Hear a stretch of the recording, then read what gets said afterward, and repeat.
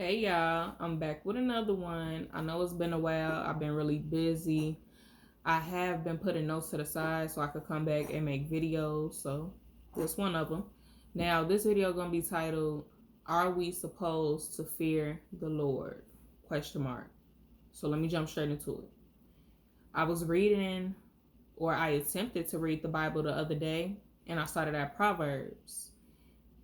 As I was reading, I came across a verse that included fearing the Lord. So let me just start there. So I was at Proverbs 1, and this is verse 22. I'll start there so you all can have an understanding of what God was saying and the context that fearing God was stated. So, verse 22. How long will you who are simple love your simple ways? How long will mockers delight in mockery, and fools hate knowledge? Repent at my rebuke. Then I will pour out my thoughts to you. I will make known to you my teachings. But since you refuse to listen when I call, and no one pays attention when I stretch out my hand, since you disregard all my advice and do not accept my rebuke, I in turn will laugh when disaster strikes you. I will mock when calamity overtakes you. When calamity overtakes you like a storm. When disaster sweeps over you like a whirlwind. When distress and trouble overwhelm you. Then they will call to me, but I will not answer. They will look for me, but will not find me, excuse me. Since they hated knowledge and did not choose to fear the Lord. Ooh, I felt that. So my thoughts was the fact that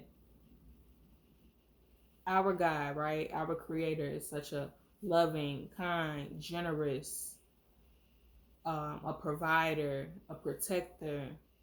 Our Creator will be stern with us. Our Creator will check us. Don't get me wrong. God is calm. God is peaceful. So that's what I associate God with as far as some characteristics. And then the enemy, on the other hand, the enemy is like the thief, right? Steal, kill, destroy.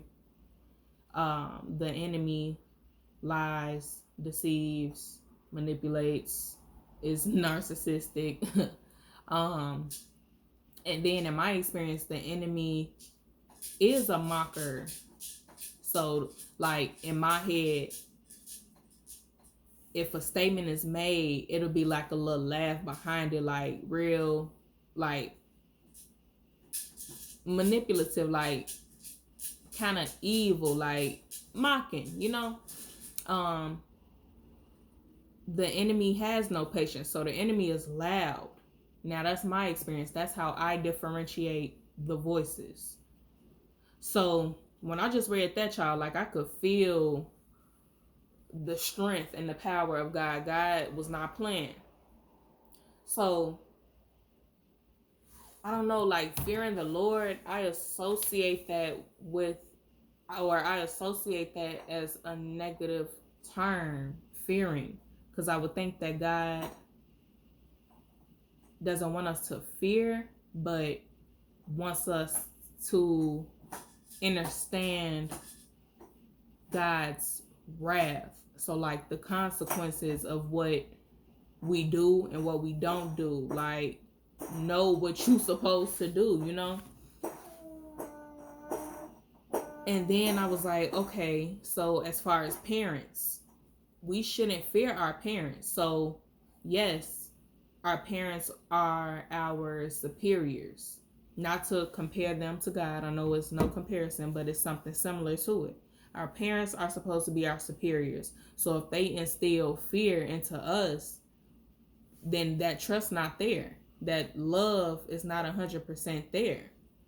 It's a lot of issues within that relationship. So I would think that it would be kind of similar for God. That fear will kind of interrupt with our relationship with our Creator. So fear of the Lord, it was said throughout the Bible multiple times. I looked it up on Google. And so I just decided to like look up what is really meant by it, because maybe I'm just looking too deep into it and I'm taking that term to heart, and maybe it's not that. So I found this site, and I'm gonna link it in the description, but let me just read a little bit of what it says. Okay, so sorry y'all, give me a second. I think I lost my spot. Excuse me. Okay, so fear as a response to God and his deeds, excuse me, is so important, an aspect of biblical faith and life, that fear actually occurs as an epithet, I think that's how you pronounce it, Epithet. And it says the meaning of that is like a characteristic. It's like showing a quality of God, basically. Yeah, expressing a quality characteristic of God himself. Okay. So fearing of God is supposed to be a quality. Okay. So then it goes on to say, the Lord as King demands and deserves the awesome respect of his people, and respect that issues in obedient service. Understood.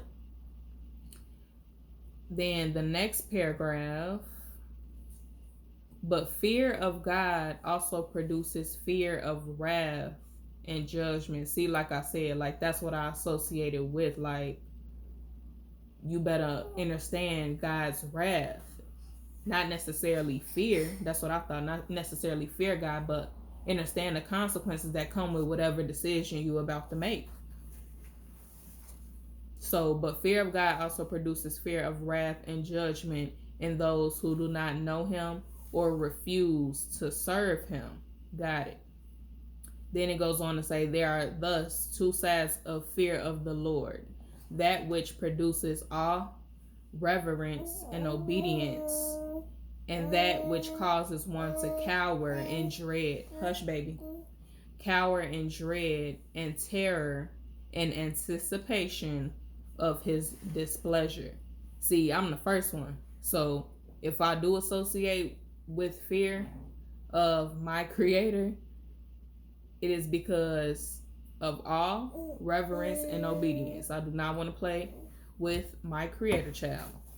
So I'm not sure how I feel about that term. Maybe I'm thinking too deep, like I said, y'all. So I need y'all to give me your opinions. I need you to give me your expertise and your knowledge, because I just associate that term with understanding that we need to obey God, because God's wrath will be bigger and greater than us.